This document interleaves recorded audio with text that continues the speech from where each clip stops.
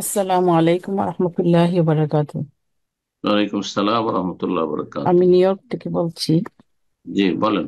আমার প্রশ্ন হচ্ছে, কেউ যদি তার সে অজু করার পর বাসায় থাকুক অথবা বাইরে, তার পানির ব্যবস্থাপনা আছে, সে প্রতিটা অঙ্গ পানি দিয়ে ধুইলো, আবার পরে তার পাটা আর ধুইলো না, মোজার উপর মাসেও করলো, সফর হুম, অবস্থায় না, বাড়িতে। এরকম?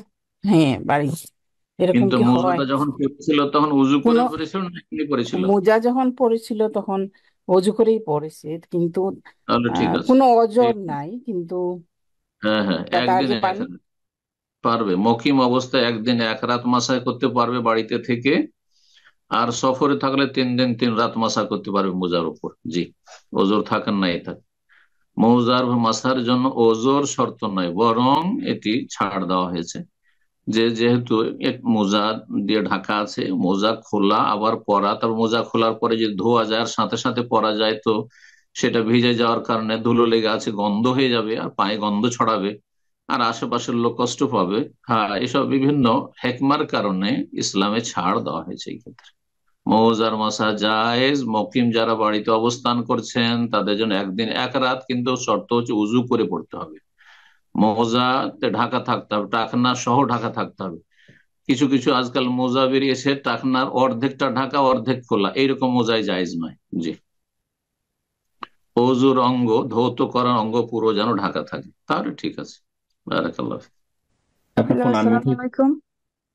ওয়ালাইকুম আসসালাম রহমতুল্লাহ বরকাত। আচ্ছা, আমার কোয়েশ্চেন হচ্ছে যারা দেশের কোথা থেকে আমি বলছেন? জি, আমি ইউএসএ থেকে বলছি। বলেন। ওকে, যারা দেশের বাইরে থাকে, তো এখন তো যারা স্কলাররা বলছে যে কাফির দেশে থাকা যাবে না। এখন আমরা যারা এখানে সেটেল হয়ে থাকতেছি, এখন দেশে আমাদের সেরকম সুবিধা নাই থাকার, আছেও মানে এরকম ইনকামটা সেরকম নাই। থাকার ব্যবস্থা আছে বাট ইনকামটা সেরকম নাই আর কি। তো এখন তারা কি করবে? তারা কি দেশ ছেড়ে চলে যাবে না থাকতে পারবে?